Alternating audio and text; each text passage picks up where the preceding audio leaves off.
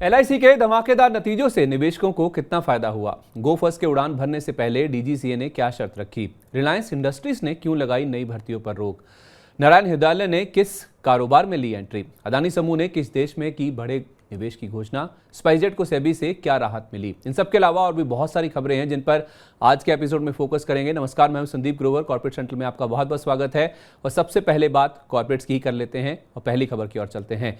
देश की सबसे बड़ी कंपनी रिलायंस इंडस्ट्रीज ने रिलायंस रिटेल और रिलायंस जियो इन्फोकॉम में नई भर्तियां यानी नई हायरिंग पर रोक लगा दी है।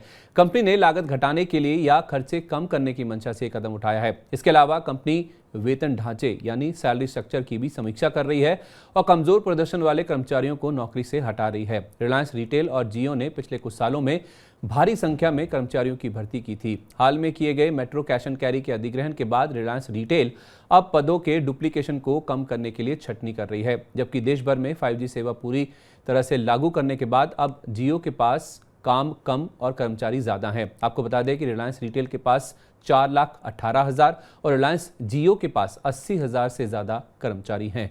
दूसरी खबर, वाडिया ग्रुप की कर संकट से जूझ रही एयरलाइन कंपनी गो फर्स्ट को लेकर गुरुवार को 3 खबरें आई हैं। पहली खबर यह है कि एविएशन रेगुलेटर डीजीसीए गो फर्स्ट को उड़ानें शुरू करने के लिए दोबारा अनुमति देने से पहले उसकी तैयारियों का ऑडिट करेगा। गो फर्स्ट ने अपने कर्मचारियों से कहा है कि परिचालन शुरू होने से पहले अप्रैल महीने की सैलरी उनके खाते में डाल दी जाएगी। इसके अलावा आने वाले महीने से सैलरी का भुगतान हर महीने के पहले हफ्ते में किया जाएगा। पर उड़ान फिर से शुरू करने की तारीख को लेकर अभी भी संशय बना हुआ है। दूसरी खबर यह है कि गो फर्स्ट के ऊपर करीब 40 हवाई अड्डों का 62 करोड़ रुपए का बकाया है। इनमें भारत समेत कई अंतर्राष्ट्रीय हवाई अड्डे शामिल हैं। दिवालिया प्रक्रिया के लिए एनसीएलटी के पास जमा किए गए डॉक्यूमेंट्स में गो फर्स्ट ने हवाई अड्डों की बकाया राशि के लिए केवल 39 करोड़ रुपए का ही प्रावधान किया है। तीसरी खबर यह है कि एनसीएलटी ने कंपनी के 3 और लेसर्स यानी विमान लीज पर देने वाली कंपनियों को अपने विमानों की रिकवरी के लिए एनसीएलटी के पास जाने के लिए कहा है। तीसरी खबर, अदानी समूह के शेयर आज 4 खबरों के चलते फोकस में रहे। पहली खबर यह है कि एनएसई और बीएसई ने अदानी ग्रुप की फ्लैगशिप कंपनी अदानी एंटरप्राइजेस को एक बार फिर एएसएम फ्रेमवर्क यानी अतिरिक्त निगरानी के दायरे में डाल दिया है। एएसएम फ्रेमवर्क का पहला चरण 25 मई यानी गुरुवार से शुरू हो गया है।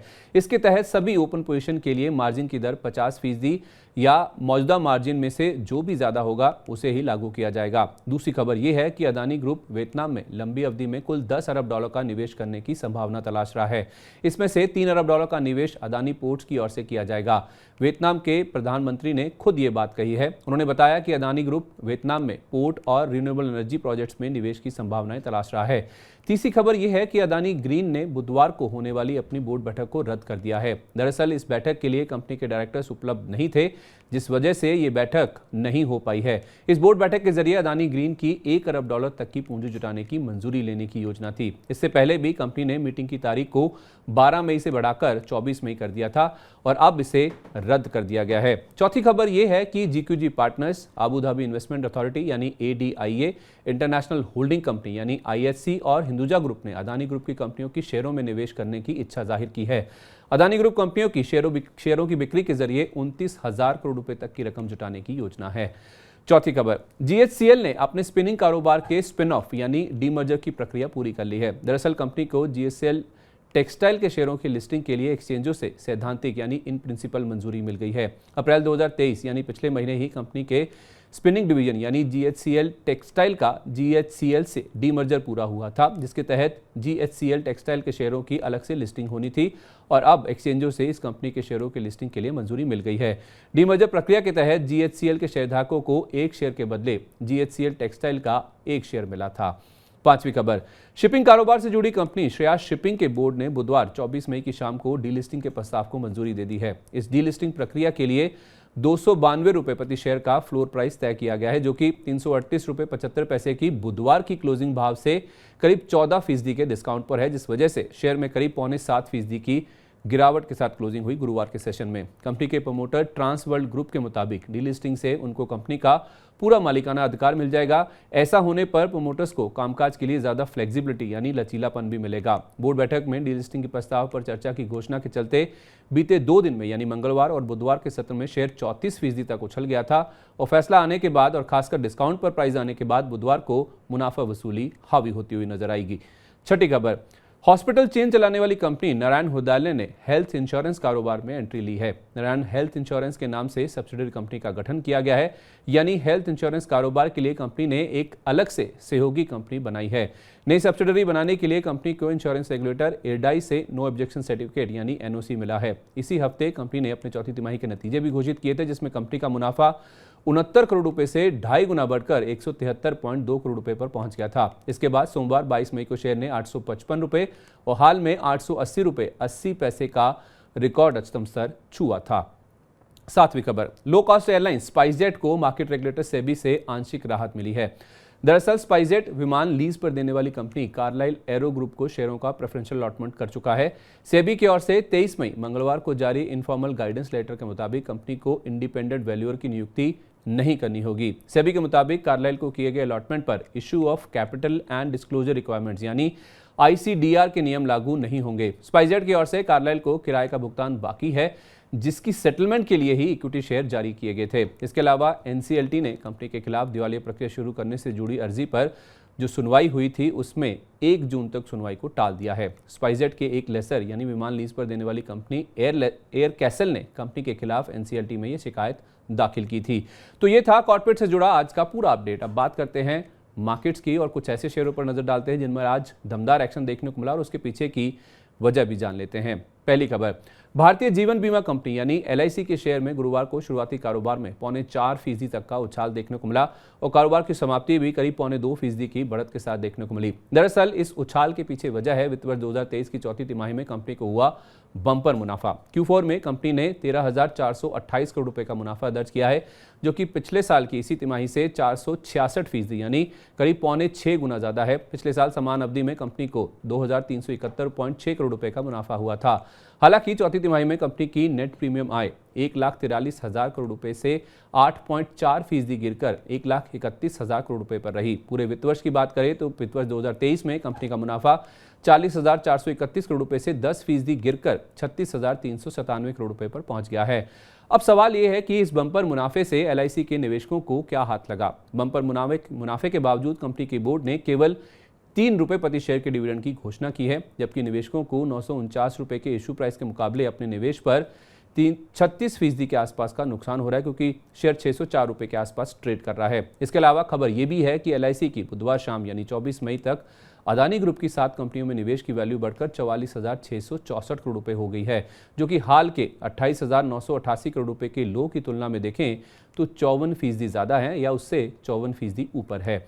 दूसरी खबर, चौथी तिमाही के मुनाफे में 70% की गिरावट के बावजूद नायका के शेयर में गुरुवार को 2.5% का उछाल देखने को मिला और क्लोजिंग भी करीब 0.25% की मजबूती के साथ हुई। हालांकि यह शेयर 257 रुपए 17 पैसे की 52 हफ्ते की ऊंचाई से करीब 50% नीचे कारोबार कर रहा है। चौथी तिमाही में कंपनी का मुनाफा साल दर साल 7.6 करोड़ रुपए से 70% घटकर 2.3 करोड़ पर रह गया है। बावजूद इसके कि इस दौरान कंपनी की बिक्री 973 करोड़ रुपए से करीब 34% बढ़कर 1302 करोड़ रुपए के आसपास रही। कामकाजी मुनाफा 38.4 करोड़ से 84% बढ़कर 70.7 करोड़ रुपए पर रहा और कामकाजी मार्जिन में भी सुधार देखने को मिला है। कंपनी के कामकाजी मार्जिन 4% के कम थे, वो अब बढ़कर करीब 5.5% के आसपास पहुंच गए हैं।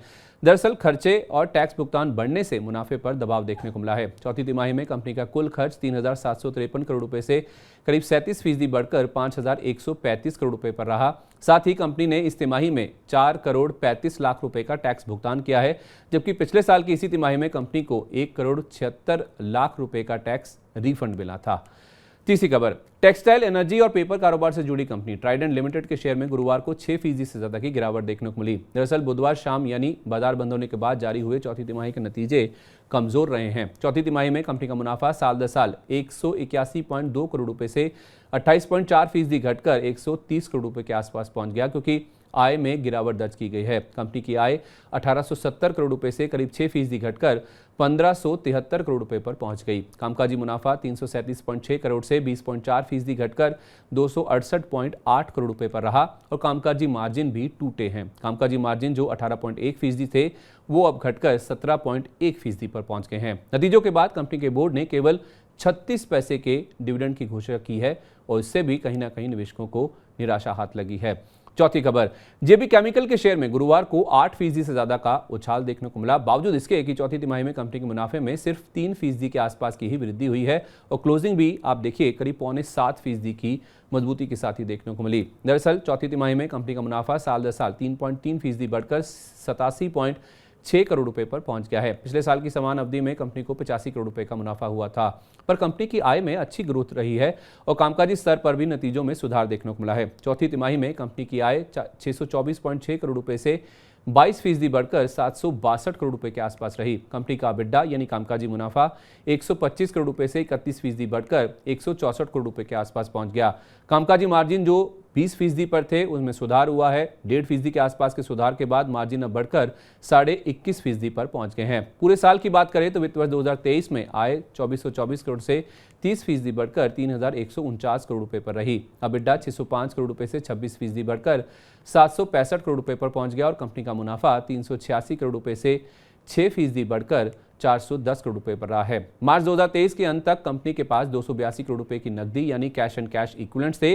कंपनी का नेट कर्ज 163 करोड़ रुपए घटकर 266 करोड़ रुपए पर रहा है, जो कि दिसंबर 2022 के अंत तक 429 करोड़ रुपए पर था। इसी के साथ कॉर्पोरेट सेंट्रल में आज के लिए बस इतना ही। वक्त है आपसे विदा लेने का, लेकिन चलते चलते आपको बताते हैं कि शुक्रवार के सेशन में बाजार पर कौन से ऐसे अहम इवेंट्स और ट्रिगर्स हैं जो कि खास तौर पे असर डाल सकते हैं। 25 मई की जहां तक बात है तो यूएस में Q1 जीडीपी के आंकड़े जारी हुए हैं, उसका जो इंपैक्ट है यूएस के मार्केट्स और साथ ही साथ ग्लोबल मार्केट्स पर देखना काफी अहम होगा। 26 मई की जहां तक बात है तो निफ्टी की 4 कंपनियां हैं जिनके नतीजे जारी होंगे। उसमें ग्रासिम, ONGC, सन फार्मा और M&M, ये 4 कंपनियां हैं जो कि निफ्टी की हैं जिनके नंबर्स आएंगे। FNO साइड से काफी लंबी लिस्ट है जिसमें चंबल फर्टिलाइजर, इन्फो एज, इनके नतीजे जारी होंगे। साथ ही साथ संवर्धन Motherson, city union bank, BHEL, इनके नतीजों पर भी बाजार खासतौर पे फोकस करेगा। कैपेसाइट इंफ्रा, इनकी भी नतीजों पर बोर्ड बैठक होने वाली, लेकिन बोर्ड बैठक में QIP और सिक्योरिटीज के जरिए पूंजी जुटाने के ऊपर भी बोर्ड विचार करेगा। आइनॉक्स विंड और आइनॉक्स ग्रीन, ये 2 और कंपनियां हैं जिनकी नतीजों पर बोर्ड बैठक होनी है और इसी बैठक में डिविडेंड के साथ साथ पूंजी जुटाने के ऊपर भी बोर्ड विचार करते हुए नजर आएंगे। तो ये दोनों स्टॉक्स भी शुक्रवार के सेशन में फोकस में रहेंगे। साथ ही साथ वर्धमान स्टील, इसके ऊपर भी नजर रखिएगा क्योंकि इसका जो शेयर है वो एक्स बोनस और साथ ही साथ रिकॉर्ड डेट भी इसकी उसी दिन ही है, शुक्रवार को ही। तो बोनस का जो इम्पैक्ट है वो कहीं ना कहीं शेयर में देखने को मिलेगा। इस कंपनी ने 1:1 का बोनस अनाउंस किया था, यानी कि शेयर में आप करीब 50% के आसपास का एडजस्टमेंट देखने को मिलेगा। तो अगर आपको शेयर में बड़ी गिरावट दिखे तो आपको चौंकना नहीं है, केवल ये एडजस्टमेंट है जो कि बोनस के चलते शेयर में देखने को मिलेगा। ग्लोबल ट्रिगर्स की जहां तक बात है तो हांगकांग के बाजार बंद रहेंगे, वहां पर कोई भी एक्टिविटी नहीं होती हुई दिखेगी और उसके साथ साथ यूएस के कंज्यूमर एक्सपेक्टेशन के आंकड़े भी जारी होंगे। नंबर्स कैसे आते हैं इसको फेड काफी क्लोजली ट्रैक करता है।